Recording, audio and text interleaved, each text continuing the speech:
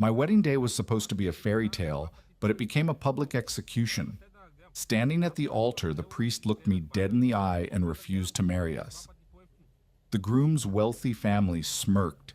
I was utterly humiliated until the heavy cathedral doors violently swung open. No one tells you that marrying into old money is less about love and more about surviving a relentless, beautifully orchestrated psychological war. My name is Caroline Bennett. For most of my life, it was just me and my mother, Sarah. We lived in a modest apartment in Chicago where she worked grueling shifts as a pediatric nurse to keep a roof over our heads. She never spoke of her past, never mentioned my father, and whenever I asked if we had any other family, her eyes would cloud over with a profound, unshakable sadness. "We have each other, Caroline," she would say, smoothing my hair. "That's all the royalty we need." I didn't understand the irony of that statement until much, much later. When my mother passed away during my senior year of college, my world shattered. I was entirely alone. I poured my grief into my work, eventually opening a small, cozy antiquarian bookstore in the city. It was a quiet life, a safe life. And then Alondro Wentworth walked in. Alondro was everything I wasn't used to. He was the heir to the Wentworth shipping empire, a family whose wealth was so deeply entrenched in the city's history that their name was carved into libraries and museum wings. He was devastatingly handsome, fiercely intelligent, and surprisingly incredibly grounded. He came in looking for a first edition of Hemingway, and by the time he left, he had my phone number. Our romance was a whirlwind of stolen weekends, late-night coffees, and a love so deep it terrified me. But the bubble popped the moment he took me home to meet his family. The Wentworth estate was a sprawling stone monstrosity in the wealthiest suburb of Illinois. It looked less like a home and more like a fortress designed to keep people like me out. The matriarch Beatrice Wentworth was a woman carved from ice and draped in Chanel. From the moment Alondro introduced me, she looked at me not as a person, but as a stain on her pristine Persian rug. Dinner that first night was an interrogation disguised as polite conversation. "Bennett?"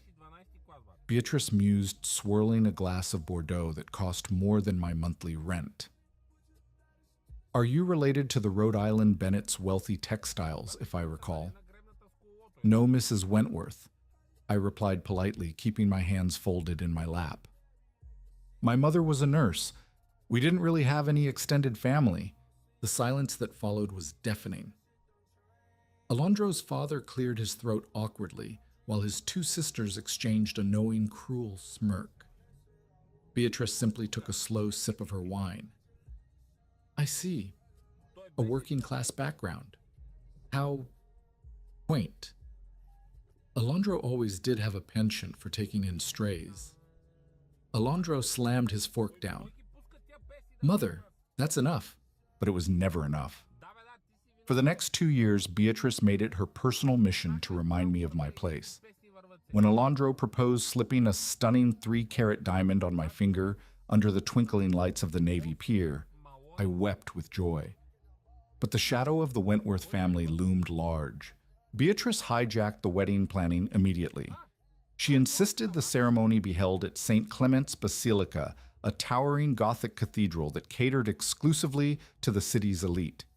It was presided over by Father Thomas Gregory, a man who functioned less like a spiritual leader and more like a gatekeeper for the high society.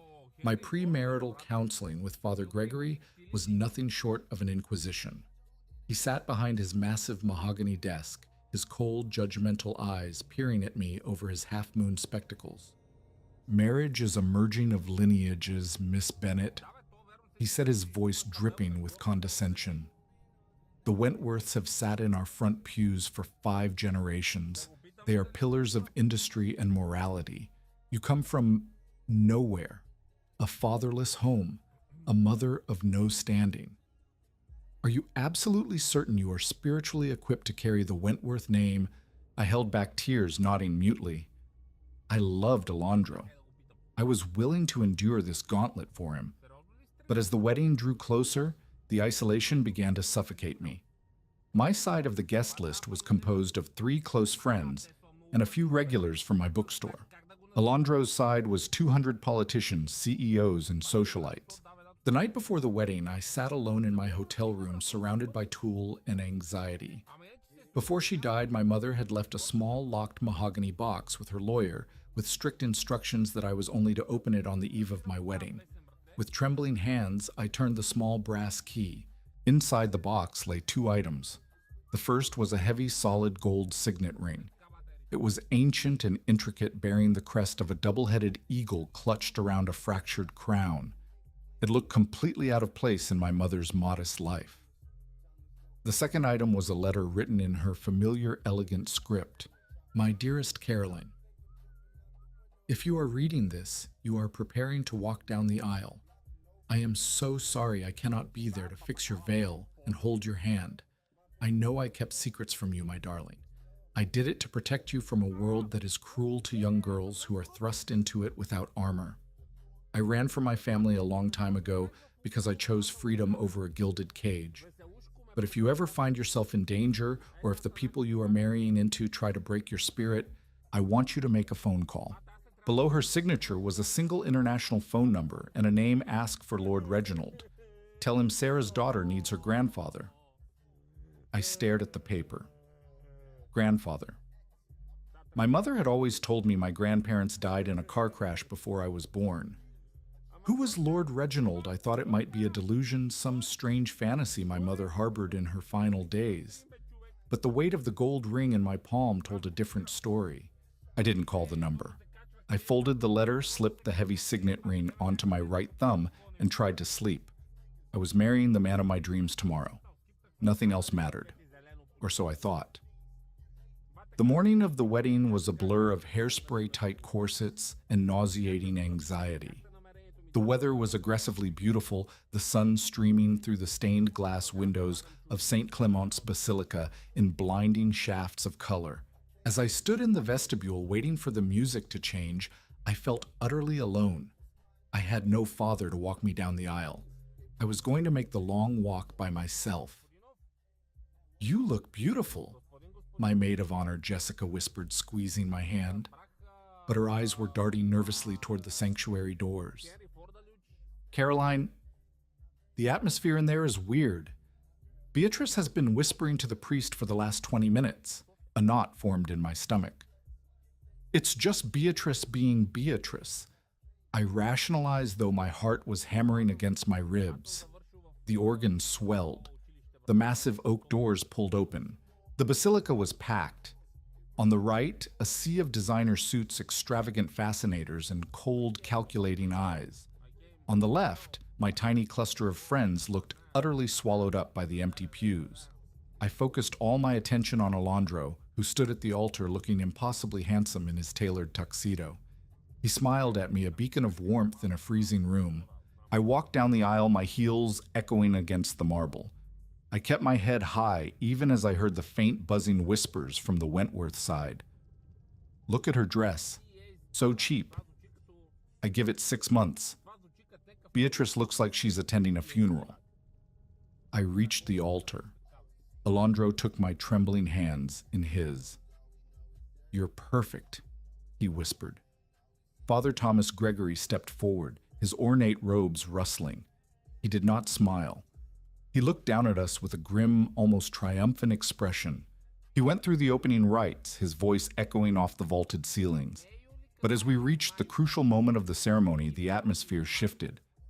We are gathered here today to unite Alondro William Wentworth and Caroline Bennett, Father Gregory said, pausing heavily on my last name as if it were a disease.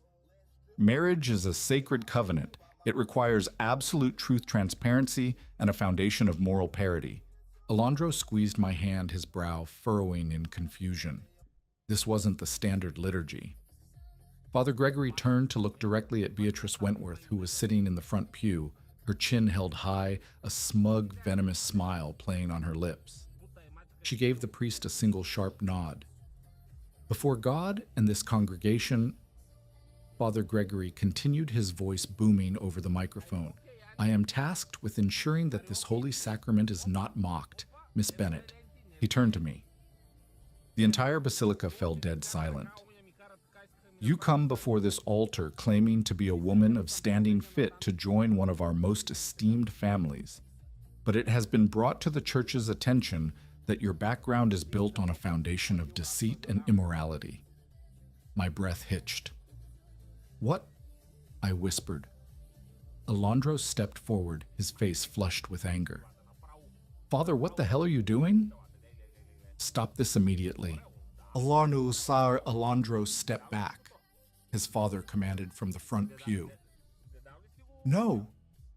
Alondro shouted, his voice ringing through the church. This is our wedding. Alondro, please? Beatrice said, standing up. She turned to the crowd, feigning a look of deep sorrow. We hired private investigators, Alondro. We had to protect the family. Caroline's mother, Sarah, wasn't just a poor nurse. She was a runaway. A woman involved in scandals so deep she had to change her name to hide in the slums of Chicago. Caroline carries the blood of a nameless, disgraced lineage. She is a fraud. Gasps rippled through the pews. My vision blurred with hot, stinging tears. That's a lie, I cried, my voice trembling. My mother was a good person. The truth is laid bare. Father Gregory said, slamming his heavy leather-bound Bible shut. The sound echoed like a gunshot. The Wentworth family has patronized this church for over a century. I will not allow their sacred lineage to be polluted by a woman of unknown, disgraceful origins. As the spiritual authority of this parish, I refuse to bless this union. I will not marry you. The words hit me like a physical blow. I will not marry you. Total chaos erupted. Jessica was crying. Alondro was screaming at the priest, his face purple with rage, trying to lunge at the altar while his groomsmen frantically held him back. Beatrice stood victorious, her cruel eyes locking onto mine, whispering a silent "I won" across the altar. I stood completely frozen, the white lace of my dress suddenly feeling like a burial shroud. I was surrounded by hundreds of people, yet I had never been so horribly, agonizingly alone. The humiliation burned through my veins. They hadn't just rejected me. They had publicly dragged my dead mother's name through the mud. I looked down at my hands, shaking uncontrollably, and then I saw it. The heavy gold signet ring on my right thumb, the double-headed eagle. If you ever find yourself in danger, tell them Sarah's daughter needs her grandfather. I realized then what I hadn't realized in the hotel room. I had called the number. In a moment of blind panic at 3 a.m., unable to sleep, I had dialed the international code. A crisp British voice had answered. I had mumbled, "I'm Sarah's daughter. I'm getting married today at St. Clement's in Chicago." The man on the line had simply asked for the time, said, "Understood, madam," and hung up. I thought I had dialed a wrong number. I thought it was a mistake. "Get out of my church, Miss Bennet." Father Gregory sneered, pointing a trembling, self-righteous finger toward the back doors. "Take your disgrace and leave." I picked up the skirts of my dress. I was ready to run. I was ready to flee out the side door and disappear forever, letting Beatrice and her high society sycophants have their victory. But before I could take a single step down the altar stairs, a sound shattered the clamor of the basilica. Thud, thud, thud. It was the sound of something incredibly heavy striking the floorboards in the narthex. The frantic murmurs of the congregation died instantly. Every head turned toward the back of the church. The towering, heavy oak doors of St. Clement's Basilica didn't just open. They were shoved open with such violent force that they slammed against the stone walls, the sound reverberating like thunder. Through the doorway blocking out the sunlight stood a line of 6 men in immaculate, dark-tailored suits. They moved in perfect, terrifying unison, stepping into the church and lining the aisles. They weren't groomsmen. They looked like private military. And then stepping through the center of them came an elderly man. He was leaning heavily on a solid silver cane, the source of the thudding sound. He wore a perfectly tailored 3-piece charcoal suit, a crimson ascot at his throat. His hair was snow white, swept back from a face carved from aristocratic granite. His eyes, piercing, icy blue eyes that looked exactly like my mother's, swept over the congregation with a look of absolute, unadulterated disgust. He walked slowly down the long aisle. Nobody breathed. Even Beatrice Wentworth seemed to have turned to stone. As he reached the front of the church, he didn't look at Alondro. He didn't look at the furious priest. He walked straight to the bottom of the altar, stairs stopped, and looked up at me. His icy eyes softened for a fraction of a second, landing on the gold signet ring on my thumb. Then he turned his gaze to Father Gregory. When he spoke, his voice wasn't loud, but it possessed a terrifying rumbling authority that commanded absolute silence. "I am Archibald Cavendish, the Duke of Westford." The old man said, his English accent cutting through the dead air of the church like a freshly sharpened blade. "And I believe you just insulted my granddaughter." The silence that blanketed St. Clement's Basilica was so profound that I could hear the faint ticking of the Rolex on Alondro's wrist. Every single pair of eyes in the packed cathedral was glued to the elderly man standing at the base of the altar. The Duke of Westford, my grandfather. The words echoed in my mind, refusing to compute. I stared at his aristocratic face, tracing the undeniable similarities to my mother, the sharp jawline, the defiant, icy blue eyes, the proud tilt of his chin. Beatrice Wentworth was the first to break the silence. She let out a sharp, breathless laugh that sounded more like a choke. "Duke of Westford. What absolute nonsense is this? Security removed this crazy old man from the sanctuary." None of the church ushers moved. The 6 massive men in dark suits who had accompanied the Duke simply shifted their stances, their hands resting ominously over their suit jackets. The message was clear. Try it. Archibald Cavendish did not even look at Beatrice right away. He slowly ascended the marble steps of the altar, his silver cane clicking methodically against the stone. He stopped right in front of Father Thomas Gregory. The priest, who had been breathing fire and brimstone just moments before, suddenly looked as small and terrified as a mouse cornered by a lion. "You speak of lineage. Father," the Duke asked, his voice a low, terrifying rumble that carried perfectly over the microphone. "You dare to stand before God and pass judgment on the bloodline of Lady Sarah Juliet Cavendish?" I was only acting on the information provided to the parish." Father Gregory stammered, stepping back, his ornate robe suddenly looking entirely too big for him. "Information gathered by amateur snoops and desperate social climbers." The Duke spat, his accent sharp and dripping with aristocratic disdain. "For your edification, Father, the Cavendish family lineage is recorded in the Domesday Book of 1086. We were funding the crown when the ancestors of this congregation were still huddling in mud huts. And you dare to call my granddaughter a woman of disgraceful origins, au soin pie à..." Father Gregory swallowed hard, his face turning a sickly shade of gray. He looked to the Wentworth family for support, but they were frozen in shock. The Duke finally turned his terrible, piercing gaze upon Beatrice Wentworth. She shrank back into her pew, her Chanel suit suddenly looking like cheap armor against a man who possessed actual historical power.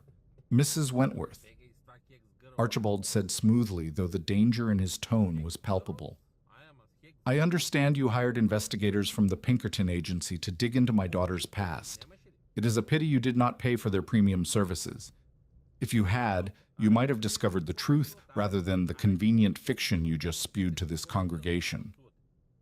Beatrice lifted her chin, trying desperately to maintain her high society facade. "Your daughter was a runaway. She hid in the slums. My daughter..." The Duke corrected, his voice cracking with a sudden raw grief that sent shivers down my spine. "Fled a royal betrothal in London because she fell in love with a brilliant, penniless American architect, a man she married in secret. I was a foolish, prideful man. I threatened to strip her of her titles if she did not bend to my will. So she chose love over a gilded cage. She changed her name, and hid herself so thoroughly that I spent 25 years and millions of pounds searching for her." Tears streamed down my face. My father wasn't a deadbeat. My mother wasn't a scandal-ridden runaway. She was a woman who sacrificed an empire for love, and then sacrificed her own health working as a nurse to protect me from the crushing weight of that same empire. The Duke turned back to Beatrice, his expression hardening back into granite. While my investigators were locating my granddaughter this morning, they also took the liberty of looking into the esteemed Wentworth shipping empire. Since you are so fond of transparency and moral parity, Mrs. Wentworth let us share a few truths with your guests. Alondro's father, William Wentworth, stood up, his face flushed. Now see here, this is a private family matter. Sit down, William. The Duke commanded, striking his cane against the marble. It sounded like a gunshot. William sat. The Duke looked out at the sea of wealthy guests, many of whom were now openly recording the spectacle on their smartphones. The Wentworth family is not protecting their wealth from my granddaughter. They are trying to hide their bankruptcy from their shareholders. Gasps erupted from the right side of the aisle. Alondro's head whipped around to stare at his parents. What? Alondro breathed. Oh, yes. The Duke continued mercilessly. He listed the Wentworth sins with the precision of a surgeon wielding a scalpel. The debt.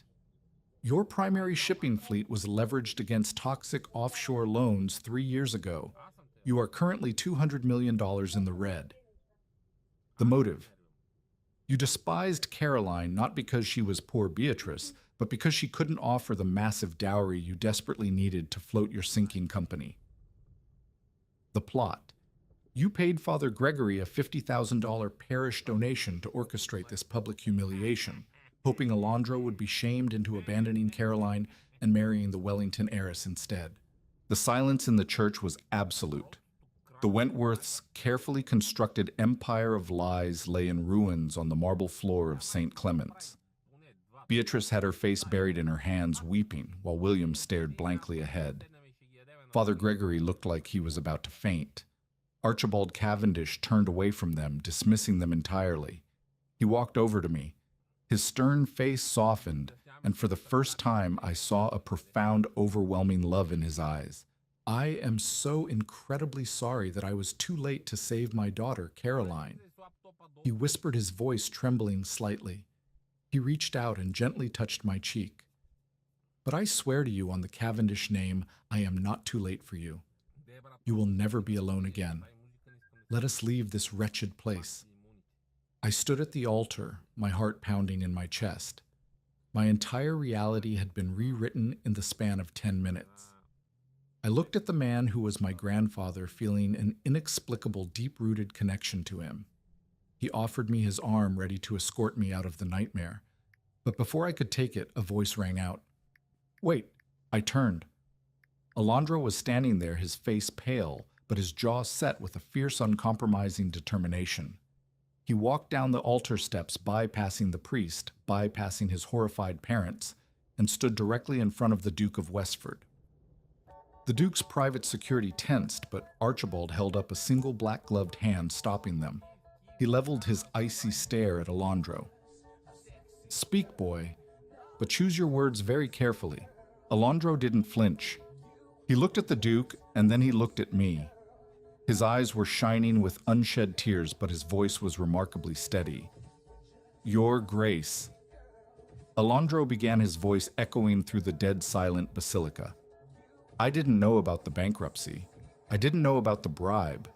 But I did know that my family treated Caroline poorly, and I was naive enough to think that my love alone could shield her from their cruelty. For that I am deeply, profoundly sorry. Alondro turned to look at his mother, who was sobbing in the front pew. Mother, he said, his voice devoid of any warmth. You have obsessed over the Wentworth name my entire life. You prized it above decency, above kindness, and above me, so you can keep it. With a swift, deliberate motion, Alondro slid the heavy Wentworth family signet ring off his left hand. He walked over to the edge of the altar and dropped it.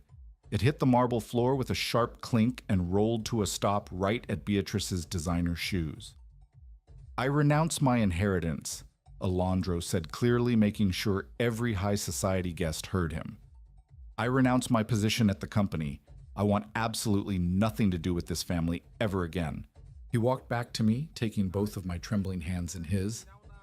Caroline, he whispered, I don't care if you're the heir to a British dukedom or the girl who sold me a Hemingway novel in a dusty bookstore. You are my home. If you walk out those doors right now, I want to walk out behind you, if you'll still have me." I looked into his eyes, seeing the man I fell in love with, the man who was willing to give up everything, his entire world, just to stand by my side. A tear slipped down my cheek and I smiled. "I'll always have you, Alondro." The Duke of Westford watched this exchange with keen, calculating eyes. Slowly, a rare, genuine smile touched the corners of his mouth. He tapped his cane once on the floor. "You have a spine, Alondro," the Duke declared. "It is a rare commodity in men of your former standing. You may walk with us." Archibald offered me his right arm. Alondro stood proudly on my left. Together, the three of us turned our backs on the altar on Father Gregory and on the weeping ruins of the Wentworth family. As we walked back down the long, sunlit aisle of St. Clement's Basilica, the whispers of the congregation were no longer insults directed at me. They were furious, frantic murmurs about the fall of the Wentworths and the sheer awe-inspiring power of the Duke. My maid of honor, Jessica, practically cheered as we passed her pew, and the Duke's security detail seamlessly formed a protective ring around us, escorting us out into the brilliant Chicago sunshine. Waiting on the street curb were three massive black Rolls-Royce Phantoms, their engines purring quietly. "Where are we going, grandfather?" I asked, testing the word out on my tongue. It felt surprisingly right. Archibald smiled, holding the car door open for me. "Home, my dear, to London. We have a proper wedding to plan, and I believe the gardens at Somerset Manor are in full bloom this time of year." 6 months later, Alondro and I were married. There were no toxic mothers-in-law, no condescending priests, and no whispers of deceit. We stood under a breathtaking archway of white roses on the sweeping lawns of the Cavendish ancestral estate in Cornwall. I wore a custom-designed silk gown, and around my neck rested the Cavendish family diamonds, a priceless heirloom that had once belonged to a queen. Alondro's side of the aisle was completely empty of Wentworths, filled instead with his truest friends and colleagues who had supported his new venture, an independent architectural firm he built from the ground up entirely without his family's money. When the time came, I didn't walk down the aisle alone. I walked arm in arm with Archibald, the Duke of Westford, who beamed with a pride so fierce it brought tears to the eyes of the British aristocrats in attendance. The Wentworth shipping empire collapsed 3 weeks after our disastrous first attempt at a wedding, their massive debts exposed to the public. Beatrice and William were forced to sell their fortress of an estate and downsize to a modest condo, completely ostracized from the high society they had worshipped. Father Gregory was quietly reassigned to a remote, underfunded parish far from the glitz of the city, his reputation permanently tarnished by the scandal. As Alondro and I shared our first kiss as husband and wife, the sweeping Cornwall winds carrying the sound of applause across the manicured lawns, I touched the heavy gold signet ring on my thumb. My mother had been right all along. We didn't need the Wentworths' twisted version of royalty. I had found my own built on truth, sacrifice, and a love that could bring a duke across an ocean just to walk his granddaughter down the aisle. If you were captivated by Caroline's dramatic journey from a targeted bride to a triumphant royal smash that like button, let us know in the comments if you think Alondro made the right choice leaving his toxic family behind. Don't forget to share this incredible true story with your friends who love a good plot twist, and subscribe to our channel for more jaw-dropping real-life drama delivered straight to your feed.